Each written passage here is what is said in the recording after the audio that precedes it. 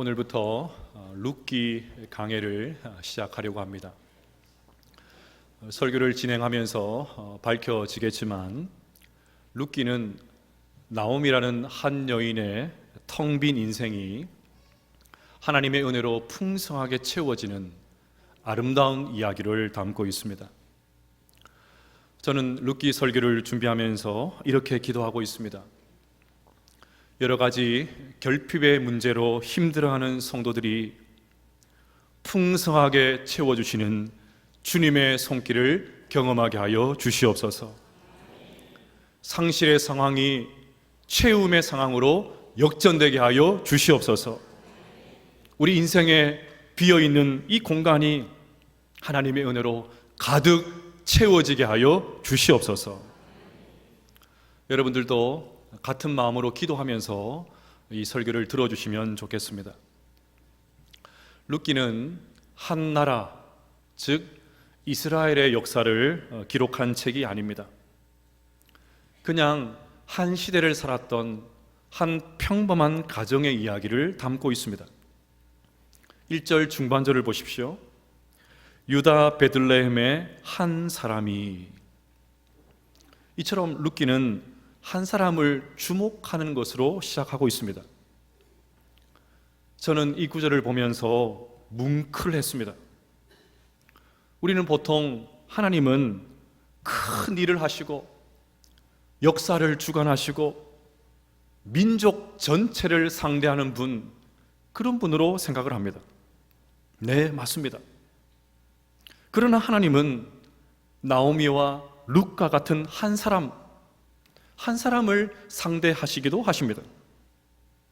하나님은 이 큰 우주를 통치하고 계시지만 작은 새 한 마리의 운명도 손에 쥐고 계십니다.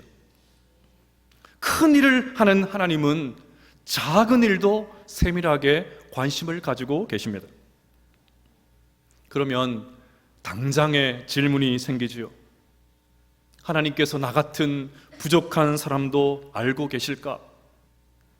나 같은 사람도 관심을 가지고 계실까? 물론입니다. 당연히 관심을 가지고 계십니다. 우리 모두도 룻기에 나오는 이 한 사람과 같은 그런 사람임에 틀림이 없습니다. 우리도 나오미와 룻과 같은 보통 사람이죠. 하나님은 우리와 같은 한 사람 한 사람의 소소한 일상에까지 깊은 관심을 가지고 계십니다. 하나님은 지금도 우리의 삶을 통해서 하나님의 뜻을 이루어가고 계십니다. 세상은 그렇지 않지요. 세상은 뭔가 대단한 일을 해야 알아줍니다. 그래서 사람들은 세상에서 인정받으려고 애를 씁니다. 세상에서 요구하는 조건과 스펙을 갖추기 위해서 그야말로 분투합니다. 만약 그 기준에 부합하지 못하면 쉽게 좌절합니다. 돈이 없고 인물이 없고 학위가 없고 건강이 없고 자식이 잘 되지도 않고 혹 결손 가정이거나 삶을 살면서 이런 불행한 과거를 지니고 있다면 아무것도 할 수 없는 사람으로 취급을 해버립니다. 세상의 압박이 얼마나 거센지, 만약에 이런 일들을 당하기라도 하면 스스로 자신을 실패자로 여기고 삽니다. 아무도 나를 거들떠보지 않는다고 생각을 합니다. 아닙니다. 절대 그렇지 않습니다. 설령 세상은 그럴지 몰라도 하나님은 절대 그렇지 않으십니다.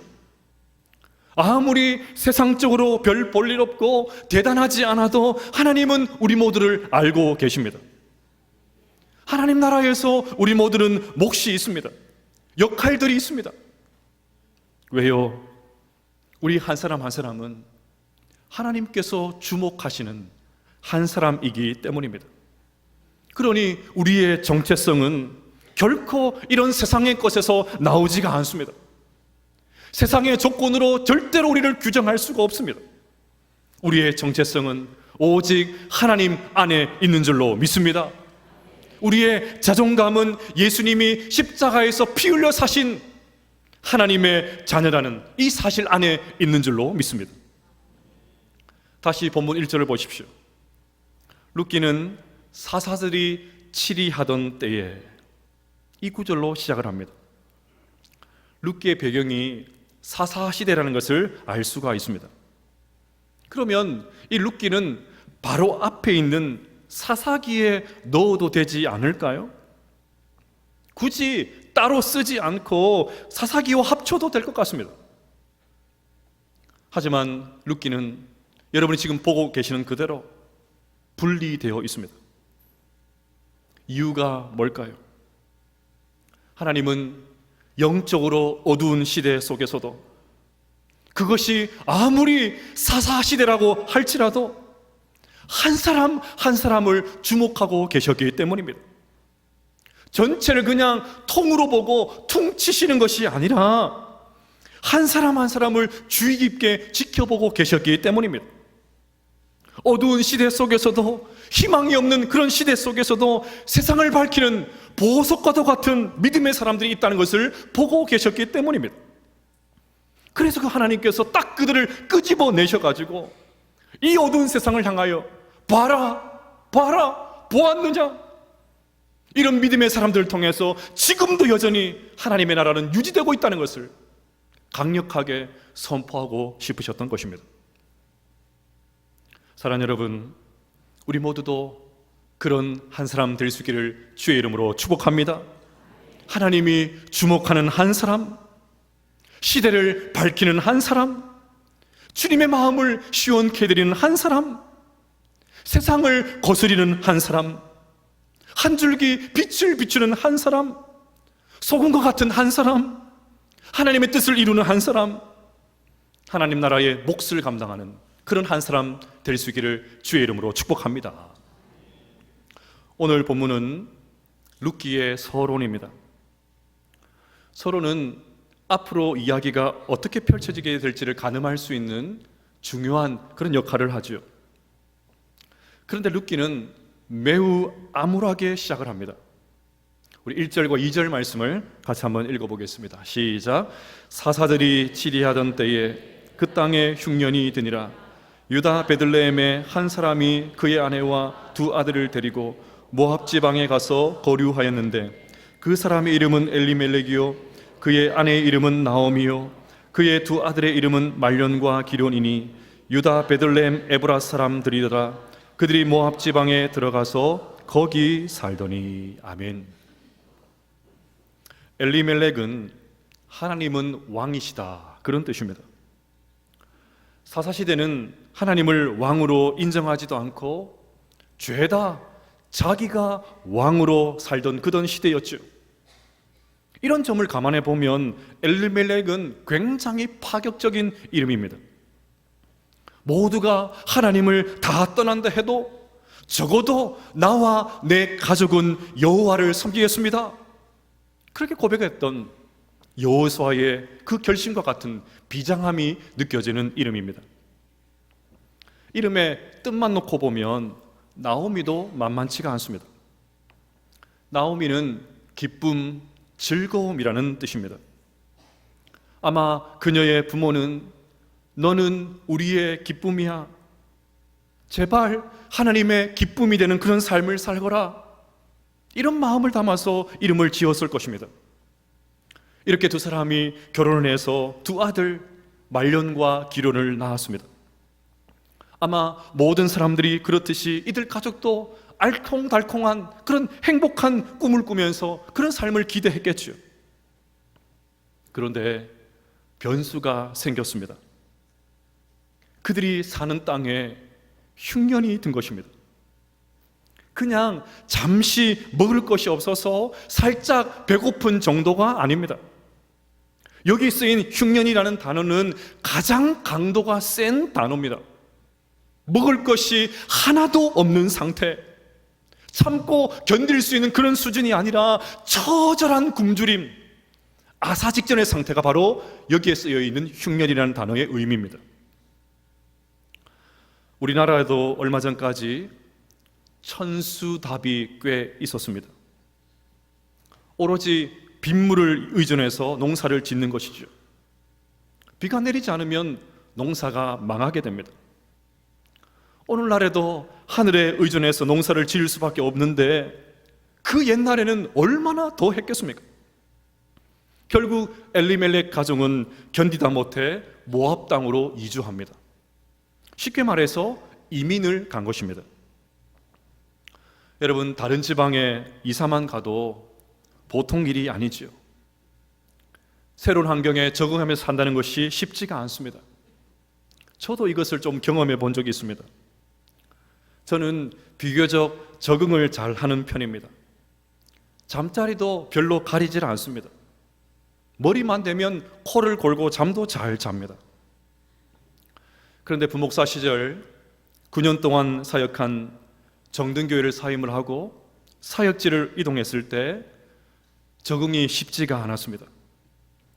서울에 있는 큰 교회에, 그것도 유명한 목사님 밑에서 사역하게 되었으니까 축하한다는 전화를 수도 없이 받았습니다. 하지만 제 마음은 황량하기 그지없었습니다. 아내도 같은 마음이었든지 교회 사역을 마치고 집에 오면 둘이서 서로 멀뚱멀뚱 쳐다보기만 했습니다. 그때 제가 아내에게 했던 말을 지금도 기억하고 있습니다. 여보, 주변 환경은 너무 좋은데 왜 이렇게 내 마음은 춥지? 다 갖춰졌는데 너무너무 좋은데 내 마음은 왜 이렇게 춥지? 이사도 이렇다면 하물며 이민은 얼마나 더 하겠습니까? 그야말로 돌발 변수가 생긴 것입니다. 변수는 여기서 끝이 아닙니다. 본 게임은 시작도 하지 않았습니다. 모압에 와서 산 지 얼마나 되었을까요? 이 집안의 가장인 엘리멜렉이 세상을 떠나고 말았습니다. 3절을 보면 나오미의 남편 엘리멜렉이 죽고 나오미와 그의 두 아들이 남았으며, 가장으로서 가족을 부양한다는 이 중압감이 너무 커서 고생을 너무 많이 해서 그런지 모르겠지만 허망하게 가족의 품을 떠나고 말았습니다. 우리 가운데도 젊은 나이에 남편을 먼저 보낸 분이 계시죠. 한참 자랄 때 아버지를 여인 분들도 계실 것입니다. 저도 초등학교 6학년 때 아버지가 돌아가셨습니다.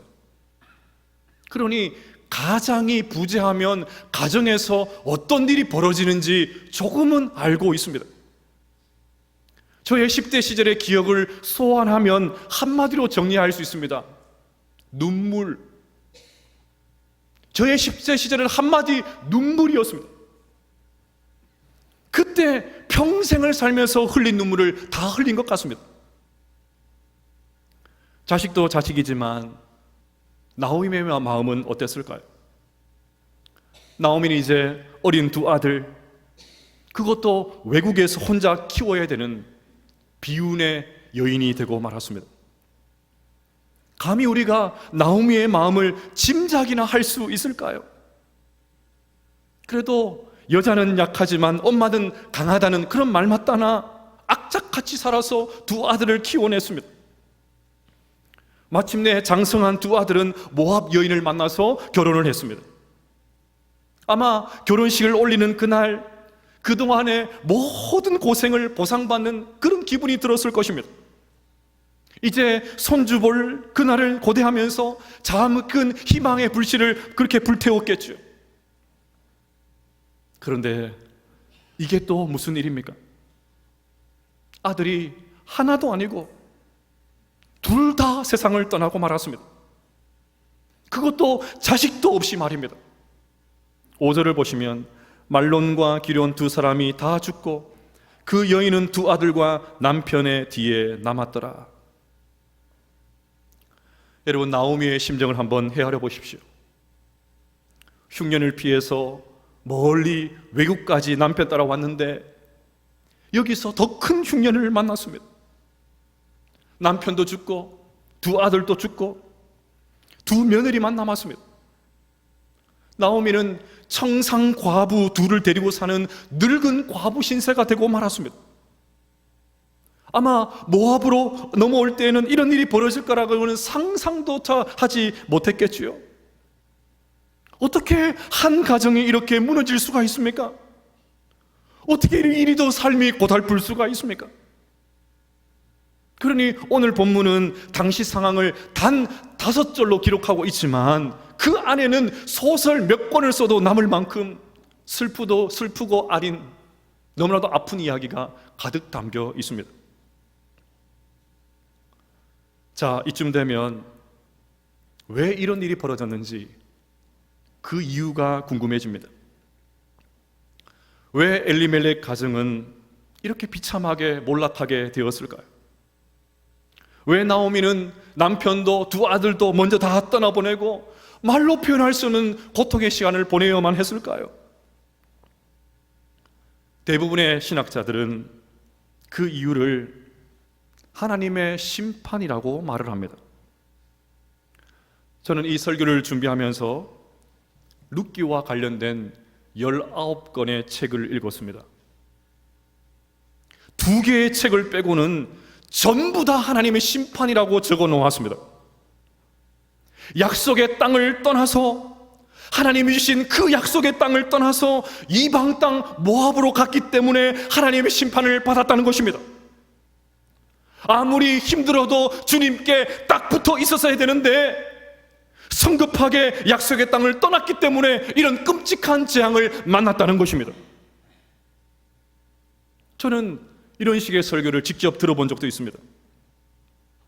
사실 이런 가르침은 교회를 운영할 때 유익한 면도 있습니다. 출석하는 교회가 아무리 힘들어도, 교회에서 별로 은혜를 받지 못해도, 심지어 교회에서 깊은 상처를 받아도 절대로 교회를 떠나서는 안 된다, 그렇게 설교를 합니다. 교회에서 은혜를 받지 못하고 아무리 건의를 해도 교회의 비상식적인 운영이 바뀌지 않아도 이곳이 하나님께서 너에게 주신 공동체니까 절대로 떠나서는 안 된다는 것입니다. 그렇게 교회를 떠난 사람들을 바라고, 암에 걸렸지 않냐, 교통사고를 나서 세상을 먼저 떠났지 않냐, 이런 말도 되지 않는 심판과 저주의 말을 서슴지 않고 보탭니다. 어떻게든 성도들을 교회에 묶어두려고 하는 것이죠. 여러분, 이런 말 어디서 많이 들어보셨습니까? 이단이죠. 이단들이 전형적으로 쓰는 수법입니다. 그런데 기존 교회에서도 버젓이 이런 말들이 오가고 있습니다. 하지만 저는 이런 해석을 받아들일 수가 없습니다. 서두에서도 말씀드렸듯이 엘리멜렉 가정이 당한 흉년은 극심한 기근입니다. 이런 상황에서 어떻게든 고향을 떠나지 말고 버텨라, 그런 말을 함부로 해서는 안 됩니다. 남의 집 이야기할 때는 편하게 이야기할 수 있지만 그 이야기가 내 집의 이야기가 되면 완전히 달라지지 않습니까? 내 자식들이 배가 고파서 울고 있는데 여러분 같으면 그곳을 끝까지 지킬 수 있겠습니까? 오히려 가장으로서 결단을 내리고 먹을 것을 찾아서 모압으로 이주하는 것이 훨씬 더 책임 있는 행동 아닐까요? 또 어떤 사람들은 나오미의 두 아들이 죽은 것은 모압 여자와 결혼했기 때문이라고 합니다. 여러분, 이런 식으로 성경을 해석하면 이 성경을 오늘날 우리의 삶으로 가지고 와서 절대로 해석을 할 수가 없습니다. 지금도 얼마나 많은 사람들이 외국 사람들과 결혼을 합니까? 또 만약 모압 여자와 결혼한 것이 죄라면 모압 여자 룻이 당당하게 예수님의 족보에 들어가는 것을 어떻게 설명할 수 있습니까?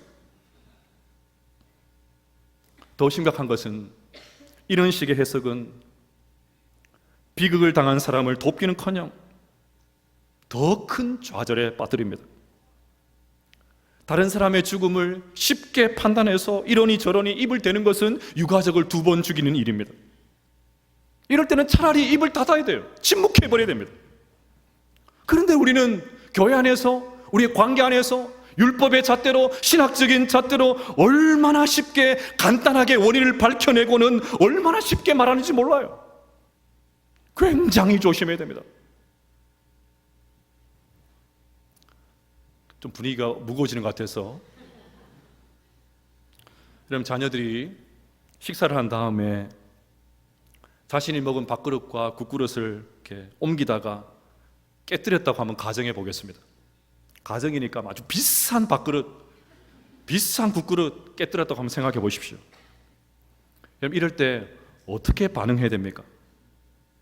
괜찮아, 다치지 않았어, 이렇게 말하시죠. 안 한다고 하셔야 이 설교가 진행이 됩니다. 이게 우리의 첫 반응이어야 되는데 혹시 이렇게 하지 않으십니까? 여러분, 이거는 무슨 소리를 했죠? 방울뱀이 딸이 틀 때 내는 소리예요. 뱀 소리를 내가면서 잘한다, 내가 뭐라고 그랬어? 조심하라고 했지? 정신 안 차려? 너는 매사에 그래? 주의를 하지 않아서 그래? 이게 얼마짜린데? 마음 헤아릴 생각 안 하고 그냥. 여러분, 설령 엘리멜렉이 약속의 땅을 떠나서 모압으로 갔기 때문에 심판을 당했다고 해도 우리의 첫 반응은 나오미의 마음을 살피는 것이어야 합니다. 여러분, 나오미가 이런 슬픔을 겪으면서 얼마나 많은 질문을 하나님 앞에 던졌을까요? 얼마나 많은 질문이 생겼을까요? 하나님, 우리가 애당초 기근 때문에 먹고 살자고 모압으로 온 것이 잘못입니까? 왜 이렇게 젊은 나이에 남편을 데려가셨나요? 꼭 그렇게 하셨어야만 했습니까? 우리 젊은 내 아들 둘은 왜 이렇게 일찍, 그것도 결혼해서 이제 좀 살만한데 왜 데리고 가십니까? 이제 두 며느리와 저는 어떻게 살아야 하나요? 하나님, 왜 인생이 이렇게 슬프고 고통스러운가요? 과연 하나님께서 우리의 인생을 돌보기는 하시는 것이 맞습니까? 아니, 정말 하나님 살아계세요? 얼마나 많은 질문이 생겼었겠습니까? 그런데도 그런 마음 헤아릴 생각 안 하고 그냥 율법적인 잣대로, 신학적인 잣대로 그렇게 하면 안 되죠. 그러니까 이런 해석들이 나오는 거예요. 왜 모압 땅을 가가지고, 왜 약속의 땅을 떠나가지고 그 고생하냐고, 이런 해석들이 나오는 것입니다. 자, 그러면 나오미가 이런 비극을 맞은 이유가 뭘까요? 저는 엘리멜렉이 문제가 아니라 베들레헴이 문제라고 생각을 합니다. 그래서 설교 제목을 1절에 있는 구절을 그대로 가지고 와서 그 땅에 흉년이 드니라, 그렇게 잡았습니다. 여러분, 그 땅이 어디입니까? 그 땅은 베들레헴입니다. 좀 구체적으로 하면 2절에 나오는 유다 베들레헴 에브라시입니다. 유다는 찬양이라는 뜻이고 베들레헴은 떡집이라는 뜻이고 에브라스는 풍성하다는 뜻입니다. 그러니 유다 베들레헴 에브라스는 풍성한 떡집을 주신 하나님을 찬양하라, 풍성한 먹을 것을 주신 하나님을 찬양합니다, 그런 뜻을 가지고 있습니다. 그런데 떡집 베들레헴이 흉년이 들었습니다. 가장 신실했던 성읍 베들레헴, 하나님께서 먹이시고 입히셨던 그 베들레헴, 이른 비와 늦은 비가 내려서 늘 소출이 풍성했던 그 베들레헴이 기근이 들고 말았습니다. 무슨 말입니까? 베들레헴이 하나님의 심판을 받았다는 말입니다. 하나님 앞에 불순종하고 우상 숭배를 일삼고 하나님 말씀을 업신여기고 하나님을 전혀 신경 쓰지 않고 살고 죄다 제멋대로 살다가 그 결과로 비가 그쳤다는 말입니다. 그러니까 그 땅 베들레헴이 흉년이 들었다는 말은 떡집에 떡이 없다는 말이에요. 빵집에 갔는데 빵이 없다는 말입니다. 껍데기는 베들레헴, 너무나도 좋은 이름을 가지고, 그런 삐까뻔쩍한 이름을 가지고 외형적으로는 전혀 문제가 없는데 모든 것을 갖추고 있는데 그 안에 들어가 보니까 다 골밭 터진 거예요. 먹을 것이 하나도 없는 그런 상태. 떡집에 떡이 없는데 떡집에 계속 남아야 될 이유가 뭡니까? 빵이 없는 빵집을 떠나서 빵이 있는 곳을 찾아가는 것이 맞지 않습니까? 엘리멜렉 가족이 모압으로 간 것은 베들레헴 떡집에 먹을 것이 없었기 때문입니다. 그러니까 우리가 여기서 정말 주목해야 될 것은 베들레헴에 떡이 없다는 것입니다. 베들레헴에 하나님이 없다는 것입니다. 베들레헴에 말씀이 없다는 것입니다. 베들레헴에 은혜가 없다는 것입니다. 베들레헴에 하나님의 임재가 없다는 것이었습니다. 베들레헴에 하나님의 말씀에 순종하는 하나님의 백성들이 하나도 없었다는 것입니다. 베들레헴에 순종이 없다는 것입니다. 저는 그 땅에 흉년이 드니라 이 말씀을 보면서 우리 한국교회의 상황과 오버랩이 되었습니다. 조영민 목사님이 쓴 읽는 설교 룻기라는 책을 보면 이런 구절이 있습니다. 아프고 슬픈 이야기지만 빵이 없는 빵집인 베들레헴 이야기가 어쩌면 바로 오늘날 우리와 우리네 교회에 대한 선언일 수 있습니다. 저자는 선언일 수 있다라고 했지만 아닙니다. 제 생각에는 선언입니다. 똑같습니다. 오늘날 많은 성도들이 한국교회를 떠나고 있습니다. 예, 물론 성장하는 교회들이 있습니다. 소수의 성장하는 교회들이 있습니다. 하지만 전체적으로 보면 급감하고 있습니다. 여러 가지 이유가 있겠지만 정직한 이유, 솔직한 이유가 교회 안에 떡과 빵이 없어서가 아닐까요? 문제는 베들레헴 떡집에 있습니다. 버젓이 떡집 간판을 달고 떡을 만들 수 있는 온갖 장비와 재료를 다 갖추고 있음에도 불구하고 정작 떡을 만들어내지 못하니까 성도들이 방황하고 있는 것 아닙니까? 교회 밖에 있는 사람들이 줄임배를 움켜쥐고 교회에 왔는데 교회에는 뭔가 다르겠지 싶어서 교회에 왔는데 교회 안에서조차 이 영적인 굶주림을 해결해 줄 수 있는 빵이 없는 거예요. 교회만이 아닙니다. 우리의 가정은 어떻습니까? 시쳇말로 몇 대째 신앙생활을 하고 있다 자부하고 있는 우리 가정에 영적인 빵이 있나요? 부모가 만들어내는 그 순종의 빵 향기가 집안에 가득해서 자녀들이 그 빵을 함께 뜯어 먹으면서 기쁨으로 하나님을 섬기고 있습니까? 떡하니 문 앞에 교패는 딱 붙어 있는데 그 가정 안에 정말 하나님의 말씀의 빵이 있나요? 온 가족이 함께 씹어 먹을 수 있는 그런 영적인 빵이 있습니까? 우리 개인은 어떻습니까? 여러분, 최근에 숨이 멎을 것 같은 강력한 하나님의 임재를 경험한 예배를 드린 적이 있으십니까? 시간 가는 줄 모르고 말씀에 빠져들고 기도에 몰입한 그런 적이 있으십니까? 아니면 조금만 설교가 길어지면